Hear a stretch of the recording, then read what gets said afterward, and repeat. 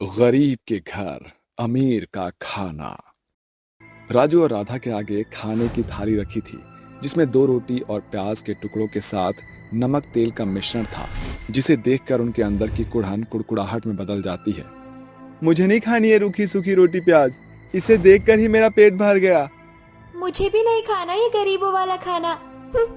माँ, क्या फायदा आपके काम करने का जो हमारे खाने की थाली में सब्जी का एक भाग भी नहीं। आप हम दोनों बच्चों से झूठी बातें बनाकर हर रोज ये गया गुजरा गरीबों वाला खाना खिलाती हो। काश कि हम अमीरों के घर में पैदा हुए होते तो हमें भी अमीरों वाला खाना खाने को मिलता। अपने बच्चों की अमीरों वाला खाना खाने का ख्वाब सुनकर वो मजबूर माँ डबडबाई आंखों से उन्हें देखती हुई कहती है, राजू, राधा, अपनी माँ को थोड़ा समय दो बेटा। मैं तुम्हें अमीरों वाला खाना जरूर खिलाऊंगी। माँ, आप सिर्फ हमें झूठा दिलासा देती हो। सच तो ये है कि अमीरों वाला खाना हमारे भाग्य में है ही नहीं। अपने बच्चों में झलकता बिखराव देखकर उस गरीब मजबूर माँ का कलेजा मचल कर रह जाता है। ममता अपने दोनों बच्चों के लिए बहुत कुछ करना चाहती थी। खास तौर पर उनका अच्छा खाना खाने का अधूरा ख्वाब पूरा करना उसकी पहली प्राथमिकता थी। मगर जिस घर में वो काम करती थी वहाँ की करोड़पति मालकिन शिखा अव्वल दर्जे की कंजूस थी। वो हर छोटी बड़ी बात के बाल का खाल निकालती थी। बच्चों, मैं काम पर जा रही हूँ, जल्दी लौट आऊंगी। माँ, क्या आज हम भी आपके साथ चल सकते हैं? वैसे भी आज इतवार है। अपने बच्चों की आंखों में उतरे आंसू को देखकर ममता उन्हें अपने साथ काम पर ले आती है, जहां शिखा का बड़ा घर देखकर राजू और राधा की आंखें चमक उठती है, जिसके साथ उनके मन की बुझी आस रोशन हो उठती है। और जैसे ही वो दरवाजे से अंदर आते हैं तो बड़ी सी डाइनिंग टेबल पर सजे फलों की टोकरी देखकर आपस में फुसफुसाते हुए कहते हैं, देखो राधा दीदी, इस मेज पर कितने सारे ताजे ताजे फल हैं और खट्टे मीठे अचार की बरनी भी है।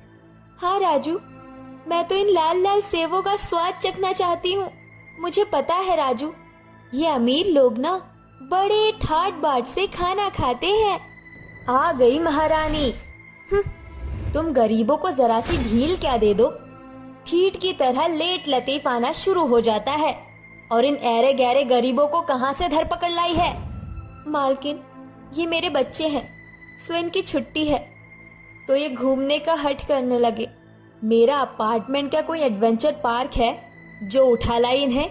शिखा की कुड़कुड़ाहट सुनकर उसका पति शेखर कहता है, शिखा बच्चे ही तो हैं, उनके आ जाने से घर की जगह थोड़ी ना घट जाएगी। जाओ ममता, जल्दी से कुछ बना दो। शेखर मर्म दिल का इंसान था। उसे जिंदगी और मेहनत दोनों का मोल मालूम था, इसलिए वो ममता को अमीरी गरीबी के आंकड़े से नहीं मापता था। ममता किचन में खड़ी होकर खाना बनाने लगती है। किचन में हर चीज भरपूरी से भरी थी। एक और जहां अमीरों के घरों में पराठे घी में चुपोड़े जाते थे, वहीं गरीब के घर में हर दूसरे दिन चूल्हा जलने पर भी आफत आ पड़ती थी।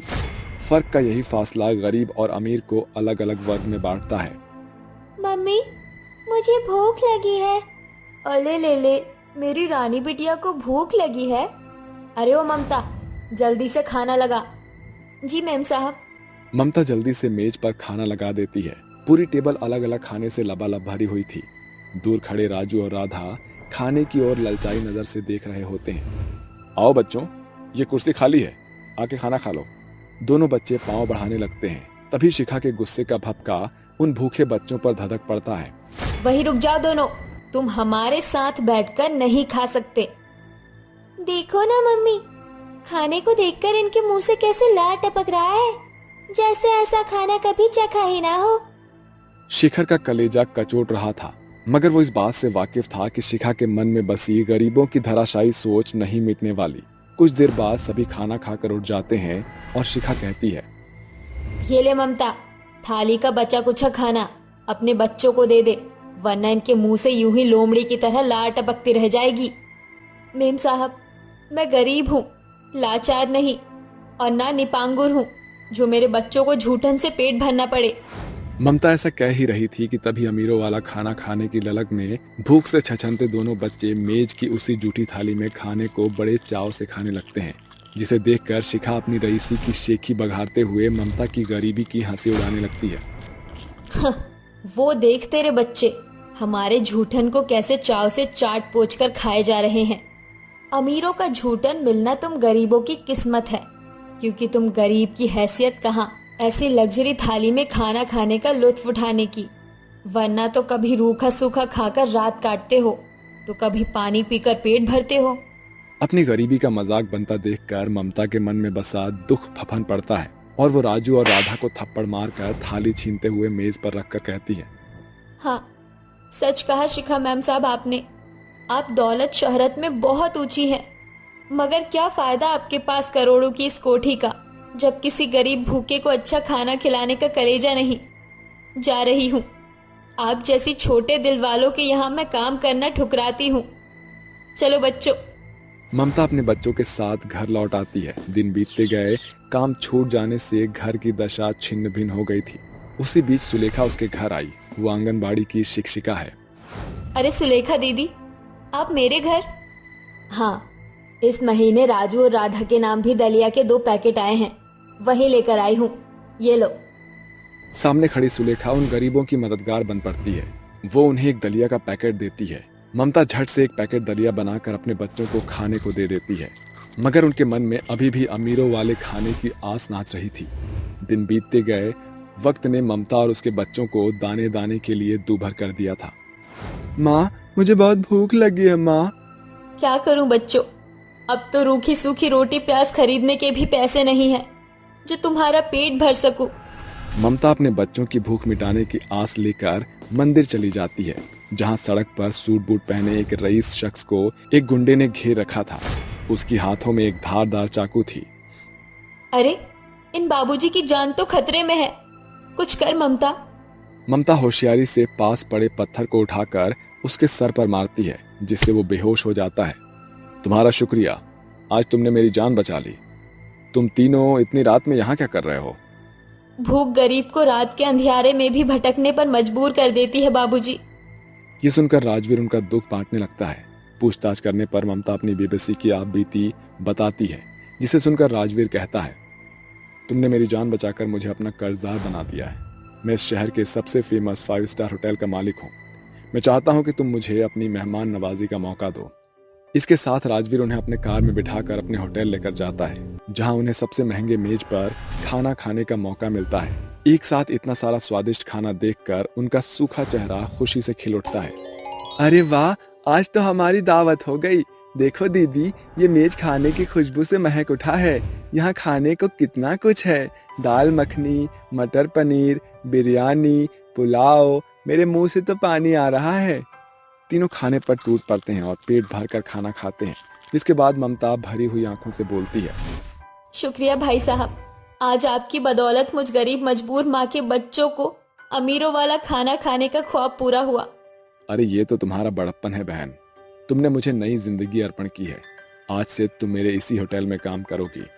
ऐसा सुनहरा मौका मिलने पर ममता की आंखों में गरीबी के गड्ढे से बाहर उभरने की आस छिटक पड़ती है। ममता ने उस मौके को हाथ से छूटने नहीं दिया।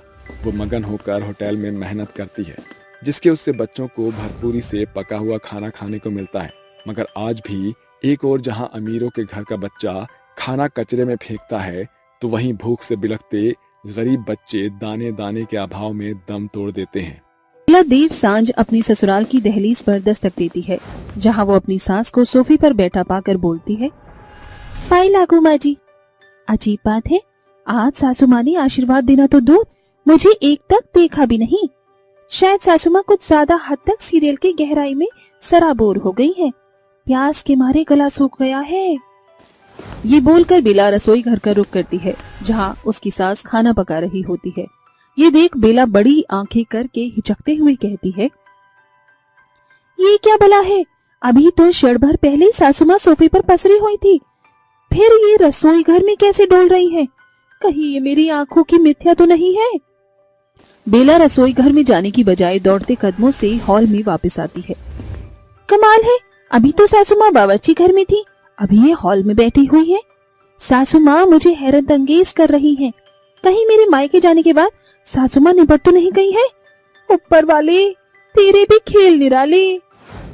जैसे ही बेला ये बोलकर नजरें नीचे करती है, अपने सामने एक ही शक्ल सूरत की 2 सासों को देखकर वो दंग होकर चीखती हुई बोलती है, भूतनी, भूल भुलैया की भूतनी, बचाओ! ये सब क्या हो रहा है?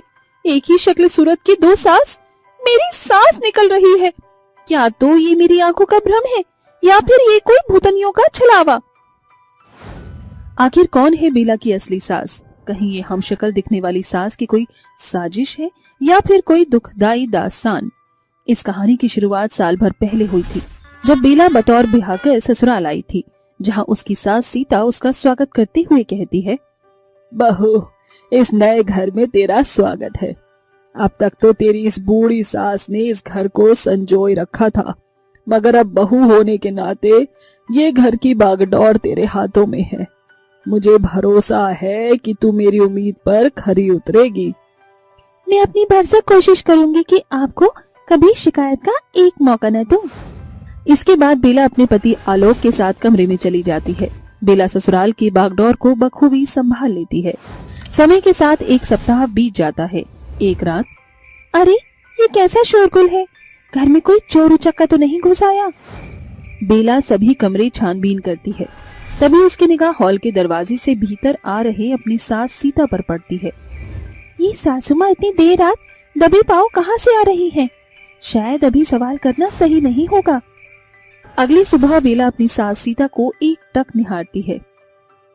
क्या हुआ है बहू? तू सवेरे से मेरी सूरत ही निहारे जा रही है। कुछ कहना चाह रही है क्या? सासू माँ, कल देर रात के 2 बजे मैंने आपको दरवाजे से भीतर आते हुए देखा। बेला के पूछने पर सीता का शरीर पसीने से सराबोर हो जाता है। वो हिचकते हुए कहती है, वो बहू, मुझे बड़ी घुटन सी महसूस हो रही थी, बस इसीलिए ताजी हवा खाने बाहर चली गई। सासू माँ की हैरतअंगेज हाव भाव देखकर ऐसा लग रहा है जैसे वो कुछ छुपा रही है। उस सांझ जब आलोक दफ्तर से घर लौटता है तो बेला ये बात उसके सामने छेड़ती है। आलोक, बोलो बेला, क्या बात है? आलोक, कल देर रात मैंने माजी को दरवाजे से अंदर आते देखा। जाने क्यों माजी छिपते छिपाते भीतर आ रही थी, जैसे उनकी कोई चोरी पकड़ी गई हो। बेला, बढ़ते बुढ़ापे में बूढ़े इंसान को बहुत बार नींद नहीं आती। शायद माँ टहलने गई हो, ज्यादा मत सोचो। समय गुजरता है और बेला बोलती है, सासू माँ, मेरे बाबूजी की तबीयत बेहद बिगड़ गई है। अगर आपकी इजाजत हो तो मैं मायके हो आऊं। अरे बहू, इसमें पूछना क्या, तू फौरन ही चली जा। बेला के मायके जाते ही सीता सुकून की सांस भरते हुए कहती है, अब मुझे कुछ पलछिन के लिए इस स्वांग रचाने से बचाव मिल गया। अब मैं अपनी छोटी बहन गीता को घर ला सकती हूँ। दरअसल वो हम शक्ल सीता की सगी बहन थी। बेला के पीठ पीछे सीता अपनी बीमार बहन गीता को घर ले आकर उसका खास ख्याल रखने लगती है। इसका मतलब आपकी हमशक्ल सूरत से मेल खाने के बीच बहनों के खून का रिश्ता है। मेरी जुड़वा बहन गीता अपनी गृहस्थी में बहुत खुश थी बहू, मगर उस विधि के विधाता ने बेचारी मेरी बहन की खुशियां तार भकार कर दी। सासू माँ, गीता सासू माँ के संग ऐसा क्या हुआ था? हम दोनों जुड़वा बहनों का ब्याह एक संग हुआ था, मगर दुर्भाग्यवश गीता ब्याह के कुछ सालों बाद ही बेवा बन गई। जब एक रोज गीता सैर सपाटे के लिए अपने पति और बच्चों के लिए बढ़ रही थी, उनकी गाड़ी का बेतहाशा बुरा एक्सीडेंट हुआ, जिसमें बच्चे और ब्रजेश जीजाजी दर पर ही चल बसे। किस्मत से मेरी जुड़वा बहन गीता की जान तो बच गई, मगर मेरे भरसक कोशिश के बावजूद सालों बाद भी ये सदमे से उबर न सकी। सीता सिसकती हुई बेला को अपनी आपबीती बताती है। सासू माँ, अब हम सास बहू मिलकर मौसी सासू माँ को सदमे से उबारेंगे। बेला अपनी जुड़वा सास को चंगा करने की जी तोड़ मेहनत करती है। वो प्रत्येक 3 पहर गीता की मालिश करती है। आज भी देर रात वो गीता के पाँव में तेल मलते हुए बोलती है, सासू माँ, जानती हो आपकी ये जुड़वा बहन है ना सीता सासू माँ, अव्वल दर्जे की कसाई है। अरे बोलो भला, ससुराल में कदम रखते तो बड़ी बड़ी तीन घाकी इन्होंने कहा बहू घर की लक्ष्मी होती है, एकाएक उसी लक्ष्मी बहू को बतौर बाई बनाकर रख दिया है। बेला की कड़वी बातें सुनकर सीता की जुड़वा बहन गीता के शरीर में मानो प्राण पड़ जाते हैं। उसके हाथ पांव डावाडोल होने लगते हैं और वो बोल पड़ती है, तेरी ये मजाल जो तू मेरे ही सामने मेरी जुड़वा बहन को भला बुरा बोले। अरे वाह सासू माँ, जरा देर भी अपनी जुड़वा बहन की बुराई बर्दाश्त नहीं हुई कि आपने परिंदों की तरह सुगबुगाना शुरू कर दिया। गीता अपने पाँव पर खड़ी हो जाती है। ये देख सीता की आंख से खुशी की बदरी बरसने लगती है। गीता, मेरी जुड़वा बहन, तू ठीक हो गई। सीता, मैं कहती हूँ छोड़ मुझे। आज मैंने तेरी बेबाक बिगड़ैल बहू को सास की सुताई से वाकिफ न कराया तो मैं भी गांव की गीता नहीं।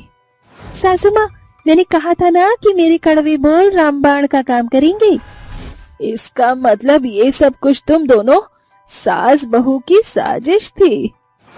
हाँ जेरोक्स जुड़वा सासू माँ, हम सास बहू ने आपको सदमे से बाहर लाने के लिए सिर्फ स्वांग रचा था।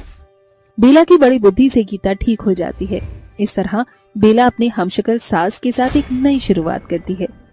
अरे बेला बहू, जरा जल्दी से जूस तो बना दे।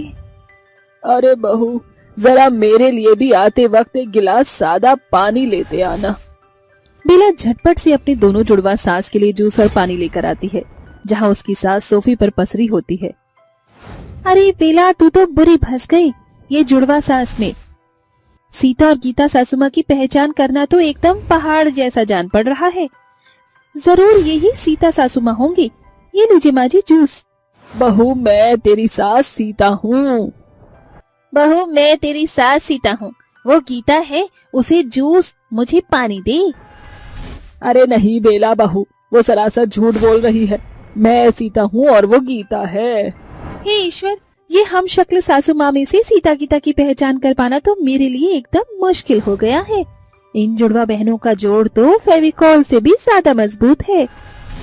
बेला का बेरंग चेहरा देखकर दोनों सास स्वयं अपना पुख्ता प्रमाण देती हैं। अरे बहू, परेशान ना हो, हम दोनों जुड़वा बहनें बस तेरे साथ हंसी ठिठोली कर रही थी।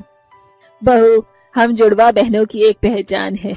हमारी हथेलियों पर जन्मजात तिल है, जिसे तू अपनी जुड़वा सास को साधारणतः पहचान सकती है।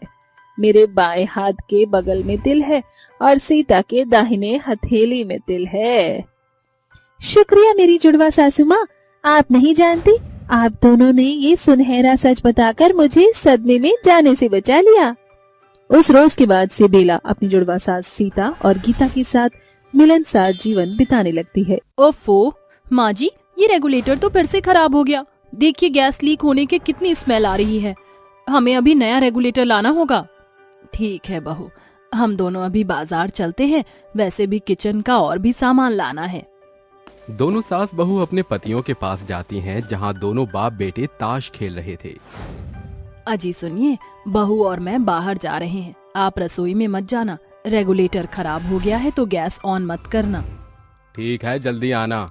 अजी आपने सुन लिया ना। धनुष जी, प्लीज हमारे पीछे कुछ भी खाना मत बनाना, हमारे आने तक इंतजार कर लेना। हाँ हाँ ठीक है। अरे आप दोनों ने सुन लिया ना, हम जा रहे हैं, आकर आपकी 4 बजे वाली चाय बना देंगे। अरे माँ, कितना बोलोगी, जाओ ना, सब सुन लिया। अच्छा ठीक है। ये कहकर दोनों मार्केट जाकर सामान खरीदने लगते हैं। वहीं दूसरी ओर दिवाकर अपने बेटे से कहता है, अरे बेटा, अब मैं बहुत बोर हो गया हूँ, ये खेलते खेलते ऐसा कर 2 कप चाय बना ले। ठीक है पिताजी। अरे माँ और सुरेखा कुछ कह रही थी जाते वक्त, आपने सुनी क्या उनकी बातें? अरे पता नहीं क्या कह रही थी, तुझे तो पता ही है, कहीं भी जाएंगी तो 10 बातें सुना कर जाएंगी। ये मत करना, वो मत करना, इनकी छोड़, तू चाय लिया मेरे लिए। ठीक है पिताजी। ये कहकर धनुष चाय बनाने चला जाता है। वो जैसे ही गैस को ऑन करता है तो सिलेंडर के ब्लास्ट से एक बड़ा धमाका होता है, जिसमें दोनों मर जाते हैं। तभी बात करती हुई दोनों घर की तरफ पहुंचती हैं। अरे माँ जी, आपने नॉन स्टिक तवा देखा था, उस पर कितनी छूट थी, अच्छा हुआ हमने ले लिया। हाँ बहू। और उसके साथ फ्री चम्मच का सेट भी मिल गया। अरे तुम दोनों यहाँ हंस रही हो और वहाँ तुम्हारा घर जलकर खाक हो गया है। चलो शुक्र है तुम दोनों बाहर थी और तुम दोनों के पति ऑफिस में, है ना? क्या घर में आग लग गई? नहीं नहीं बहू, जल्दी चल। ये कहते ही उन दोनों के होश उड़ जाते हैं और उनके हाथ से सामान गिर जाता है। वो भागी भागी अपने घर की ओर जाती हैं, जहां 2-3 औरतें उनका हाथ पकड़ लेती हैं और कहती हैं, अरे पागल हो क्या तुम दोनों, जो इस आग में झुलसने जा रही हो? अरे माया, हाथ छोड़ मेरा हाथ। अरे अंदर मेरे पति और मेरा बेटा है, छोड़ मुझे, मेरा बेटा जल रहा है। अरे कोई बचाओ, मेरे परिवार को बचाओ। अरे जाने दो मुझे, छोड़िए मुझे, अंदर है वो, मुझे पापा जी और धनुष को बचा कर लाना है। सुरेखा तुम पागल हो गई हो क्या? आग की लपटें देख कितनी तेज है, तू पास भी नहीं जा सकती। अब तक तो वो दोनों बचे भी नहीं होंगे। अरे आपका दिमाग तो ठीक है ना? आप कैसी बातें कर रही हैं? कुछ नहीं हुआ मेरे पति को, पापा जी भी बिल्कुल ठीक है ना माँ जी? लगता है यहाँ कोई सिलेंडर फट गया है जिससे पूरा घर विस्फोट हो गया। तभी फायर ब्रिगेड आकर घर की आग को बुझाते हैं और अगले ही पल दोनों सास बहू सफेद साड़ी में गुमसुम बैठी हुई थी, जहां उनके पतियों की लाश पूरे तरीके से जल चुकी थी।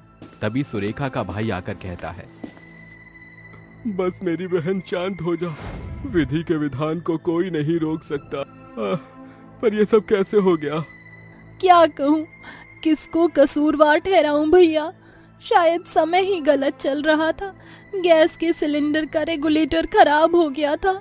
इन दोनों को कह कर गए थे कि रसोई में मत आना, पर शायद उन्होंने गैस ऑन किया होगा, जिस वजह से सिलेंडर ब्लास्ट हो गया।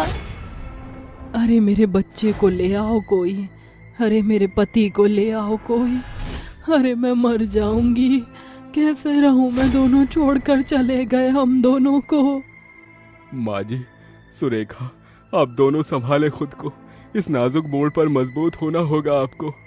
मैं पैसे भिजवा दूंगा कल आपको, या आप दोनों मेरे साथ ही रहने चलिए।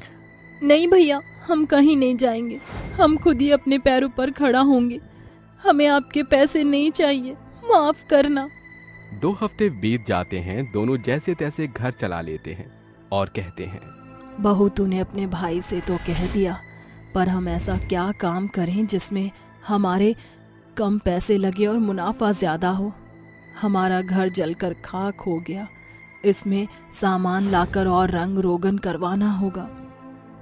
माँ जी, मैंने सोचा है हम डोसा बनाकर भेजें, उसमें ज्यादा लागत और मेहनत नहीं लगती है, फटाफट बनाकर खिला सकते हैं। इन सामान के लिए मैं लोन ले आऊंगी। बहू की बात सुनकर मालती राजी हो जाती है। सुरेखा कुछ लोन उठाकर एक ठेला और डोसा बनाने के सामान का इंतजाम करती है। अगले दिन से ही दोनों सास बहू का स्पेशल डोसा बनाने लगती हैं। आइए आइए, गर्मा गर्म डोसे के साथ नारियल की चटनी और सांभर का मजा लीजिए, मात्र 50 रुपए, 50 रुपए।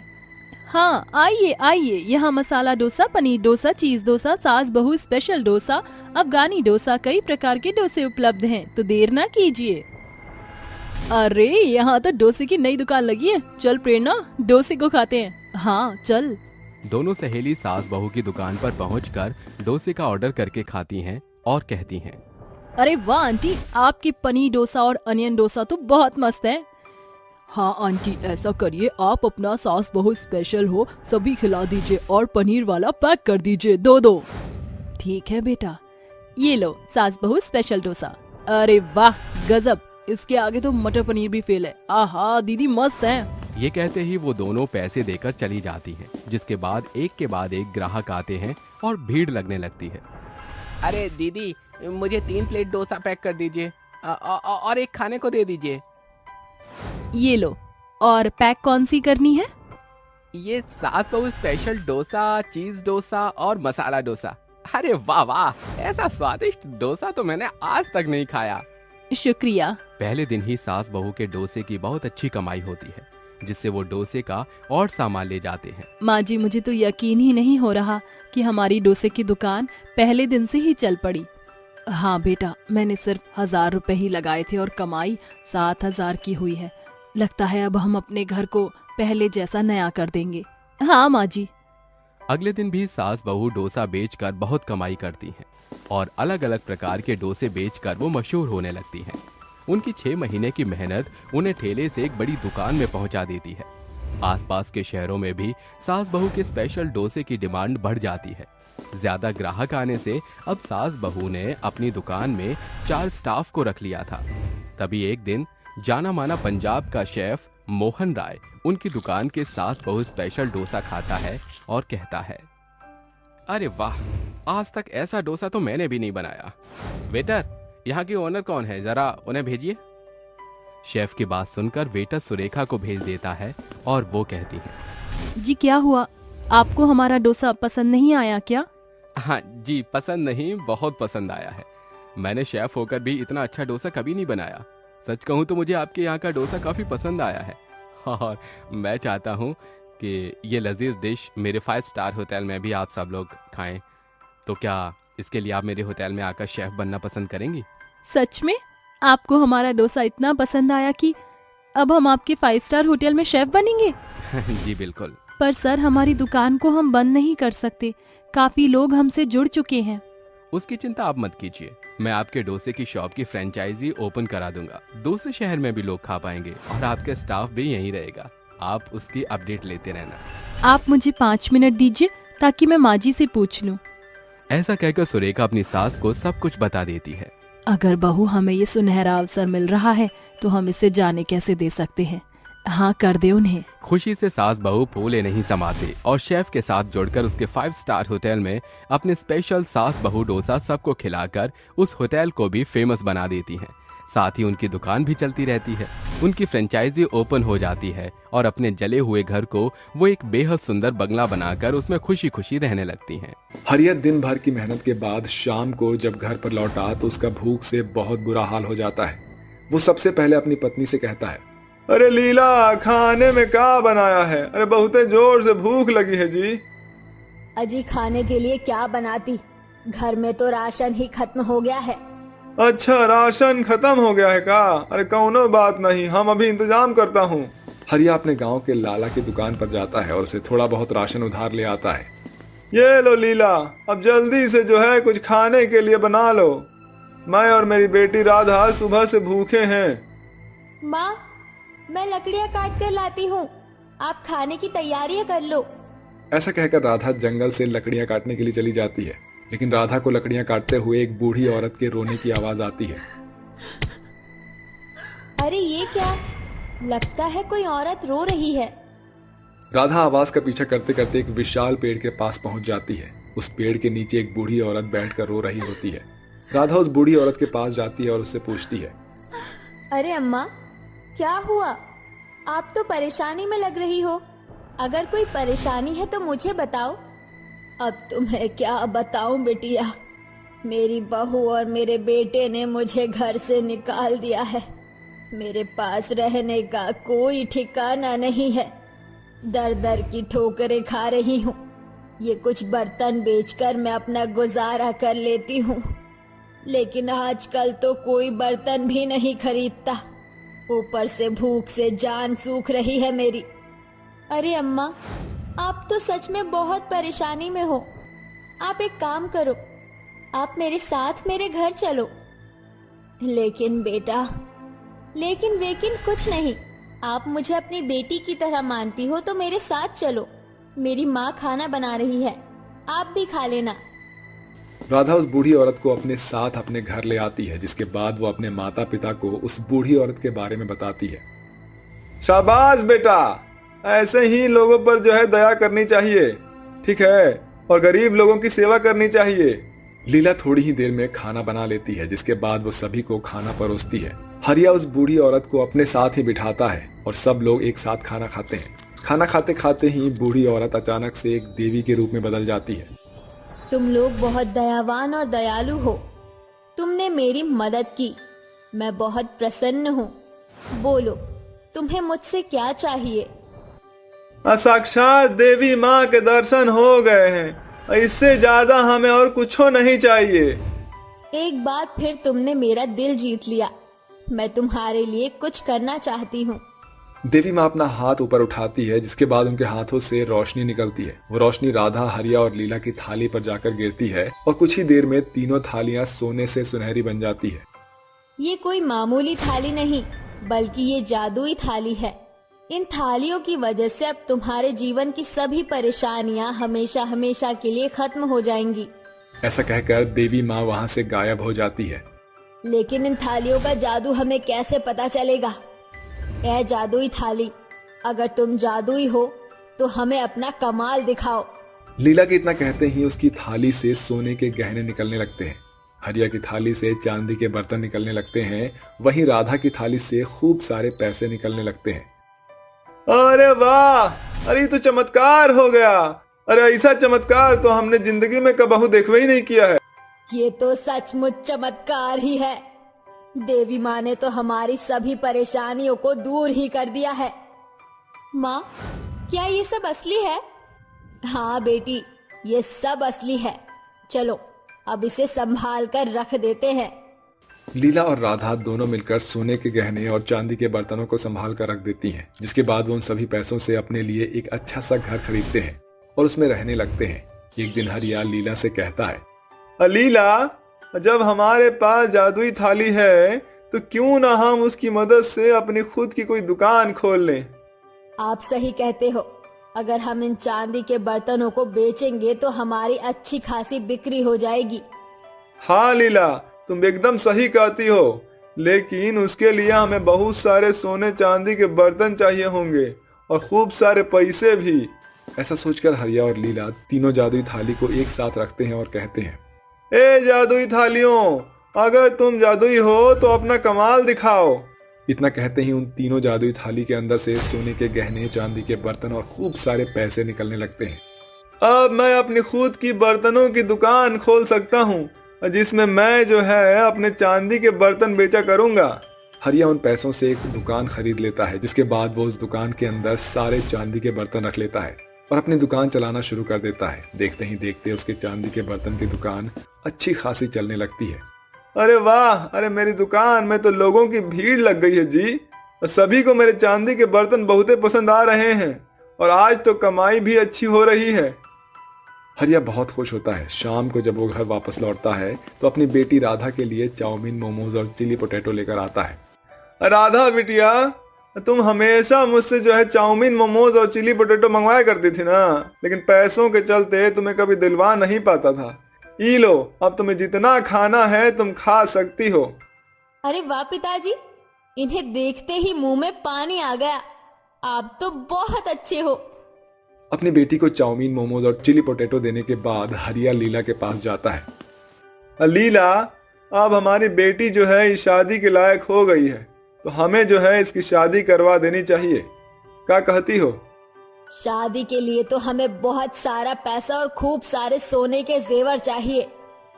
चिंता क्यों करती हो? देवी माँ का आशीर्वाद के चलते हमारे पास देवी माँ की जादुई थालियां हैं ना, उसकी मदद से हम अपनी बेटी की शादी बहुत धूमधाम से कराएंगे। काहे टेंशन ले रही हो? ऐसा कहकर हरिया तीनों जादुई थालियां निकालता है और उन थालियों से कहता है, ए जादुई थालियों, अगर तुम जादुई हो तो अपना कमाल दिखाओ।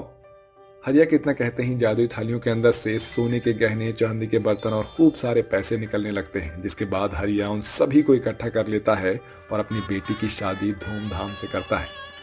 बेटी राधा, अब जो है तुम दूसरे के घर की अमानत हो, ठीक है? दूसरे के घर जाकर उस परिवार को अपना ही परिवार समझना और वहाँ जो है हमेशा खुश रहना। पिताजी, आप चिंता मत कीजिए, मैं हमेशा आपकी इज्जत का ख्याल रखूंगी और अपनी सभी जिम्मेदारियों को अच्छे से समझूंगी। हरिया और लीला अपनी बेटी को अच्छे से विदा कर देते हैं। बेटी के विदा करने के बाद उन्हें एक बुजुर्ग व्यक्ति नजर आता है जो उनके पास भीख मांगने आता है। कुछ खाने को दे दो बेटा, मेरा पूरा परिवार जो है भूखा प्यासा है, उन्होंने कुछ नहीं खाया है बहुत दिन से, कुछ दे दो बेटा। उस बुजुर्ग आदमी की हालत देखकर हरिया और लीला को उस पर तरस आ जाता है, जिसके बाद वो दोनों अपनी जादुई थाली उस बुजुर्ग आदमी को दे देते हैं और बिना जादुई थाली के वो अपने जीवन को खुशी खुशी बिताने लगते हैं। वहीं दूसरी तरफ जादुई थाली पाकर वो बुजुर्ग आदमी अपने परिवार के साथ मिलकर उस जादुई थाली का लाभ उठाता है और खुशी खुशी रहने लगता है। कोकिला ने अपने बेटे शिवम की शादी पलक से की थी। दोनों की शादी को 1 साल हो गए थे। सब अच्छे से चल रहा था। ऐसे एक दिन पलक खाना बनाकर कहती है, माँ जी, मैंने आपके लिए साबूदाने की खिचड़ी बना दी है, आप खा लीजिए, मैं ऑफिस का काम कर रही हूँ, आपको कुछ चाहिए हो तो बताना। ठीक है बहू, कर ले। जी माँ जी। ये बोलकर पलक अपने ऑफिस का काम करने लगती है। कोकिला खिचड़ी खा लेती है। शाम को शिवम ऑफिस से आ जाता है, तभी उससे कहती है, शिवम, 22 को बिजली का बिल भरना है तो आप याद से भर देना। 22 जुलाई को भरा तो था। अरे शिवम, 22 जुलाई नहीं, 22 अगस्त है। 22 अगस्त? 22 अगस्त? ओह नो, 22 अगस्त हम दोनों कैसे भूल सकते हैं? शिवम, शादी के बाद मैंने डिसाइड किया था कि मैं माँ जी का बर्थडे बहुत धूमधाम से मनाना चाहती हूँ। आपने बताया था उन्होंने कभी भी अपना बर्थडे सेलिब्रेट नहीं किया है, तो इस बार मैं करना चाहती हूँ। हाँ पलक, मुझे याद है, पर अब तो हम पर सिर्फ एक दिन का ही टाइम है। सिर्फ कल का, परसों माँ का बर्थडे है। तो क्या सोचा है तुमने? मैंने सब सोच लिया है। आज तक का सबसे बेस्ट गिफ्ट होगा उनका, और सबसे पहले हम सरप्राइज के लिए माँ जी को घर से बाहर भेजना होगा ताकि हम तैयारी कर सकें। हाँ ठीक है। शिवम, आप मुझे ये बताइए, आप हर साल माँ के बर्थडे पर क्या करते हैं? मैं हमेशा माँ के बर्थडे पर उन्हें बादाम का हलवा खुद बनाकर खिलाता हूँ, क्योंकि उन्हें वही पसंद है। और ऐसा कुछ बताइए जो उन्होंने बहुत टाइम से ना किया हो, उन्हें वो चाहिए हो, और ऐसा कुछ। माँ को अपनी सहेलियों से मिलने का बहुत मन है।